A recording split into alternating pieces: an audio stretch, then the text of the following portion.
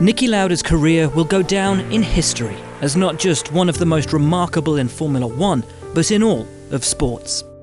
His is a tale of triumph and disaster, resilience and dedication, courage and determination, the like of which will never be seen again.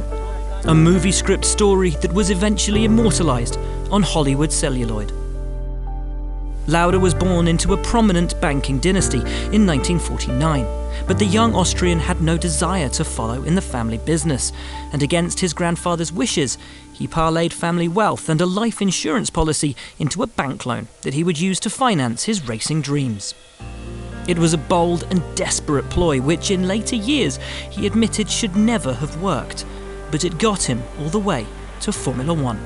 And after struggling with indifferent cars in 1972, he used his apparent sponsorship to bluff his way into the fading BRM team for 1973, where his striking speed caught the eye of the great Enzo Ferrari.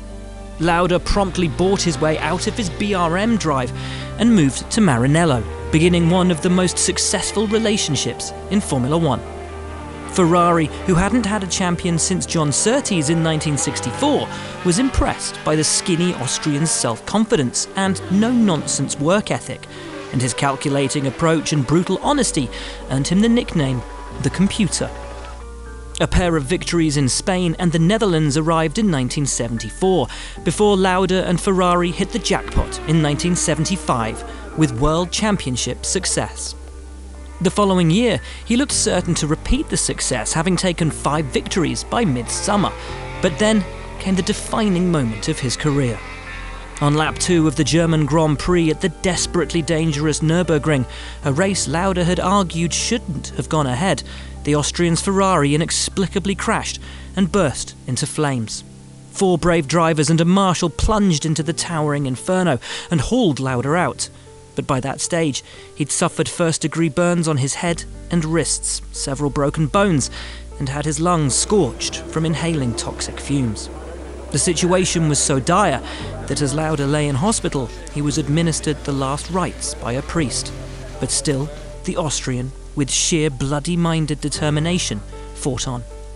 It defied all rational logic when, less than 6 weeks later, and with blood still seeping from under the bandages on his head, he made a startling comeback at the Italian Grand Prix, finishing 4th and somehow keeping his World Championship hopes alive. The 1976 championship ended in a showdown between Lauda and McLaren's James Hunt, his friend and great rival. In torrential conditions at Japan's Fuji circuit, Lauda decided it was too dangerous to race and pulled into the pits, handing the title to Hunt, who declared his rival's withdrawal an act of bravery.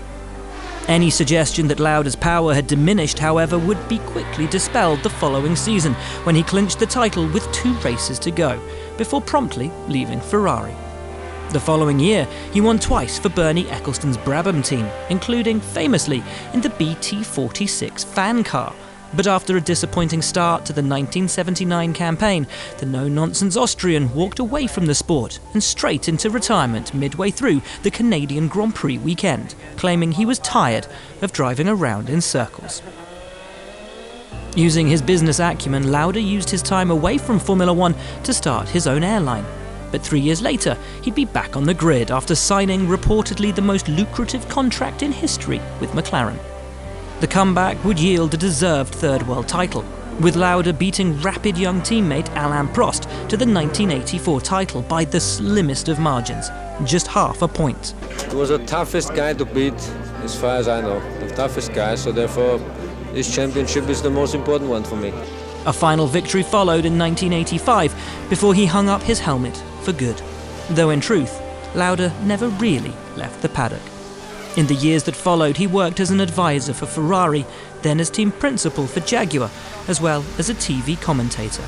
But he found his greatest success out of the cockpit as non-executive chairman of Mercedes, where, with team principal Toto Wolff, kindred spirit Lewis Hamilton and others, he formed part of a near unbeatable team, adding yet more world titles to his impressive CV.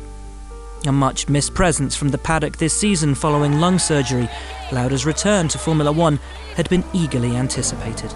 The news that he now won't return is desperately sad, although like the scars he bore with such pride, humility and dignity, the marks he left in the record books and in the annals of motorsport history will never fade.